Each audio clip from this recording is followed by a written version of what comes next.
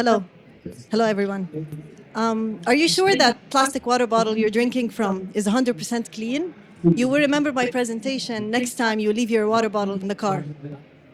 My name is Mariam Ouda, and today I'll be taking you into the future of water treatment. I don't need to explain the plastic problem, but a major consequence of the plastic problem is the production of micro and nanoplastics. What micro and nanoplastics are, they're just really little plastic particles that you can't see with your naked eye. When they come into the water, this is just their size relative to a red blood cell and a bacterium, just so you can have an idea. So when these plastics come to the water, they act as a hub for all of the other toxic contaminants. So over long term, they do cause health problems. When it comes to water treatment, we use membrane processes. What a membrane process is just basically a very large filter that is extremely thin. So when these micro and nanoplastics come into the water treatment processes, they cause two problems. First of all, they're so small they can pass right through the filter. And second of all, they come and attach on the surface of the filter, clogging it up, which is a phenomenon we call membrane fouling. So here's a problem. We need a solution. Let's go back for a minute.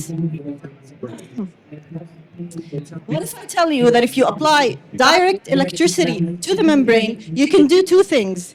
You can push the micro and nanoplastics away from the surface, and by tuning the electrode materials, you can force them to clump up together. So you solve these two problems. They clump up together, they don't pass right through the filter, and the electricity will push them away from the membrane. So you don't have the clogging up on the surface of the membrane. This is exactly what we did here. We used the material that we call MXenes, which has many other properties that are common in many other nanomaterials, but what's special about them is that they are hydrophilic, meaning that they don't want to stick on the surface of the hydrophobic membrane, and they are extremely conductive, which means that we can use less energy in order to achieve the same result. So this process resulted in 25% increase in flux, which is the water production per unit time, and 98% nanoplastic removal.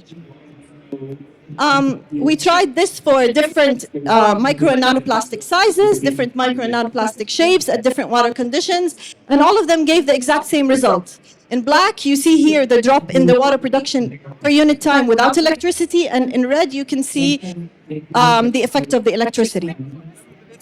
So overall, the impact of this is it results in a higher water flux, water production, increase in the water purity, so you don't have to worry about these contaminants and their effects, and increase and a possibility for sustainability and scalability. When I say scalability, we tried this for different membrane areas, and we saw that it has the same effect at larger areas, and you can easily set it up into modules, so you can easily scale it up due to its modular nature. And this is just like a depiction of how these clumping up of these plastics on the surface versus with no electricity. So that's basically my PhD project. And I'll end my presentation by stressing the importance of water treatment. Water is a necessity, it's not a luxury, and we need to ensure that we are actually providing clean water to all. Thank you very much.